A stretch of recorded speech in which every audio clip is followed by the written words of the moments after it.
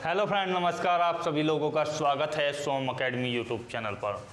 दोस्तों, Uttar Pradesh sub inspector भर्ती के लिए एक बड़ी न्यूज़ है, लेटेस्ट अपडेट है। आपके जो फॉर्म है उसके लिए डेट अनाउंस की गई है, जो टेंटेटिव है, लेकिन जो है इसके बड़ी भर्ती आने वाली है।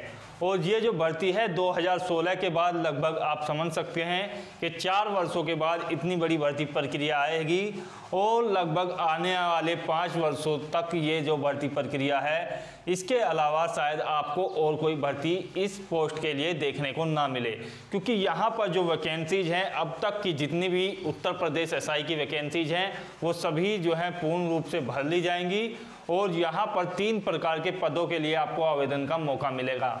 ये तीनों पद कौन कौन से हैं और इसके लिए अलग अलग क्वालिफिकेशन आपकी रखी गई है, और किस में साइंस वाले स्टूडेंट्स को जो है मौका मिलेगा केवल, और सभी स्टूडेंट्स को मौका जो है किन पोस्टों के लिए मिलेगा, चलिए देख लेते हैं। उससे पहले मैं आपको जानकारी दे दूं कि आपके जो ऑनलाइन फॉर्म हैं उसके लिए देखिएगा, उत्तर प्रदेश डीजीपी की ओर से जो यहाँ पर बयान दिया गया है, कल के न्यूज़पेपर्स में भी है और आज के में भी पब्लिश किया गया है।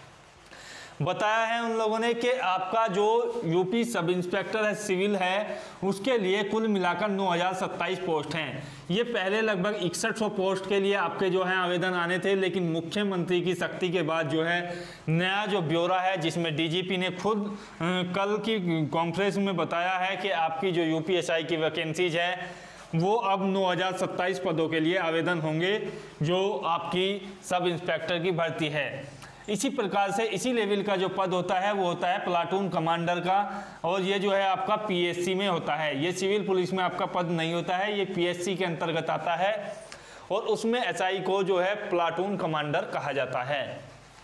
उसके लिए जो है 484 पद हैं। और नेक्स्ट जो है आपका जो फायर सर्विस होती है उत्तर प्रदेश पुलिस की, उसके लिए अग्निशमन द्वितीय अधिकारी के लिए भी आपकी जो है 23 पोस्ट रखी गई हैं।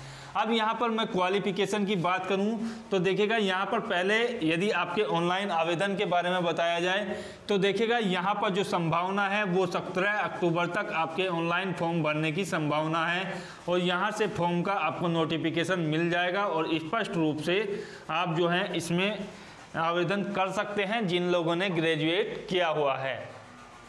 यहाँ पर यदि सही जानकारी आपको दी जाए तो द्वितीय अधिकारी अग्निशमन के लिए जो है आपको साइंस से ग्रेजुएट होना चाहिए। साइंस और ग्रेजुएट आपको होना चाहिए। साइंस से ग्रेजुएट का मतलब आप समझ सकते हैं, जैसे कि आपका बीएससी या आपकी बीटेक वगैरह, या इस तरीके के कोर्स जो आपकी साइंस से रिलेटेड होते हैं।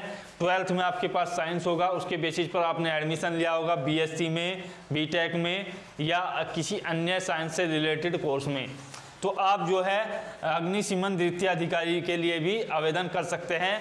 वरना जो कैंडिडेट्स ग्रेजुएशन पास हैं और केवल यूजी पास हैं, चाहे आपने बीए किया हुआ हो, बीकॉम किया हुआ हो, या बीएससी हो, साइंस से हो, आर्ट्स हो, तो दोनों पोस्ट के लिए जो है सभी आवेदन कर सकते हैं ऊपर वाली के लिए, क्योंकि इसी में आपकी वैकेंसीज जो है अपार हैं। बाकी 23 वैकेंसीज के लिए केवल साइंस स्टूडेंट्स अप्लाई कर सकते हैं। बात करें इसके एग्जाम्स के बारे में, तो इसका एग्जाम्स जो जिस तरीके से डीजीपी ने बताया कि आपकी 2 संस्थाएं यहाँ पर रखी गई है, NIELT और आपकी जो है TCS। तो यहाँ पर जो संभावनाएं हैं वो यही है कि 90% जो आपका टेंडर है वो TCS को दिया गया है। इसके लिए जो है आपकी 24 सितंबर की डेट जो है घोषित की गई थी कि 24 सितंबर तक आपका जो है टेंडर दे दिया जाएगा किसी भी कंपनी के लिए। तो इसमें जो है आपका टेंडर जो है फिलहाल के लिए अभी जो है उन लोगों ने अपनी जो है कॉन्फ्रेंस के माध्यम से जानकारी नहीं दी है कि किस कंपनी को दिया गया है, लेकिन इतना कहा गया है कि 2 अक्टूबर तक जो है सभी कार्रवाई जो है शुरू हो जाएगी, और आपका जो है सर्वर तैयार कर लिया जाएगा, और 17 अक्टूबर के आसपास आपके जो है फॉर्म आने की संभावना है। लगभग 15 दिन के बाद आपके फॉर्म शुरू हो जाएंगे। एग्जाम्स की यदि बात की जाए तो एग्जाम्स की जो तैयारी है वो दिसंबर में कराने की है। तो दिसंबर 2020 में आपके एग्जाम्स होंगे, और ये जो एग्जाम्स हैं ऑनलाइन होंगे। ऑनलाइन एग्जाम्स आपका होगा, कंप्यूटर बेस्ड टेस्ट आपका होगा। तो यहाँ से आपको जो है इस तरीके की तैयारी कर लेनी चाहिए। देखिएगा, काफ़ी कमेंट्स थे एज लिमिट को लेकर के, तो क्वालिफिकेशन मैंने आपको बता ही दी है कि ग्रेजुएशन पास होना चाहिए। एज के बारे में यदि आपको जानकारी दी जाए तो देखिएगा जनरल जो कैंडिडेट्स हैं उसके लिए 30 ईयर्स तक आपको लिया जाएगा। ओबीसी कैंडिडेट्स हैं उनके लिए आपकी जो आयु है वो 33 वर्ष तक है, और आपकी जो आयु एससी कैंडिडेट्स के लिए है 35 तक है, और एसटी कैंडिडेट्स के लिए भी ये 35 वर्ष तक अलाउ किया जाएगा। साथ ही साथ जो आपकी फीमेल कैंडिडेट्स हैं उनके लिए जो ये कैटेगरी है ये देखिएगा आपको जो है 5 वर्ष की छूट दी जाएगी, अर्थात आपको भी 35 वर्ष तक लिया जाएगा। इसमें मैं आपको जानकारी दे दूं कि लगभग 20% जो कोटा है वो देखेगा यहाँ पर फीमेल कैंडिडेट्स के लिए रखा जाएगा। तो आप समझ सकते हैं कि लगभग 2000 से कम पोस्ट होंगी, लगभग 1900 के अप्रोक्स ये जो पोस्ट हैं उसमें जो है महिला कैंडिडेट्स को रखा जाएगा। और इसमें महिला जो कैंडिडेट्स हैं उसको केवल जो है यूपीएसआई के लिए रखा जाएगा जो आपकी सिविल सेवा में होती हैं। बाकी प्लाटून कमांडर और अग्निशमन अधिकारी के लिए जो है महिलाओं को नहीं चुना जाता है।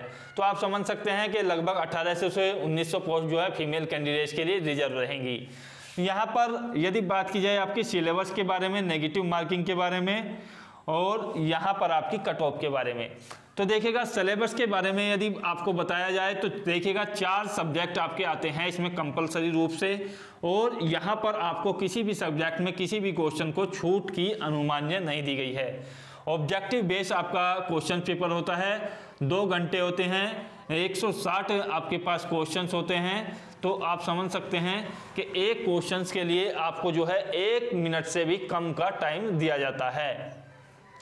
हिंदी के क्वेश्चंस आपसे पूछे जाते हैं, सामान्य हिंदी जिसकी मजबूत होगी 40 क्वेश्चंस हैं, 40 अंक हैं आप लोगों के लिए, और ये जो अंक हैं ये सभी जो है 40 क्वेश्चन जो हैं ऑब्जेक्टिव आते हैं।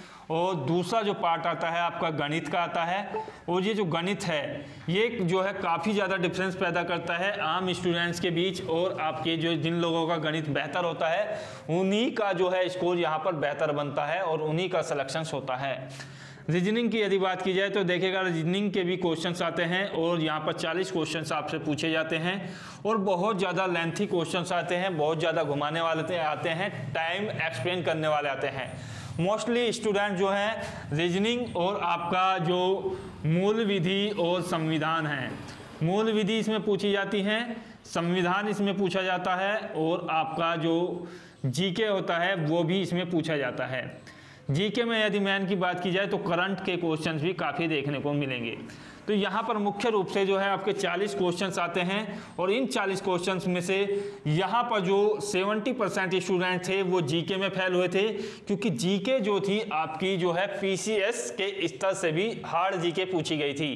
क्वेश्चन पेपर डाउनलोड करने के लिए हमारे चैनल को सब्सक्राइब कर लीजिएगा, उस पर क्वेश्चन पेपर पड़े हुए हैं जो पिछली बार यूपी पुलिस के हुए थे।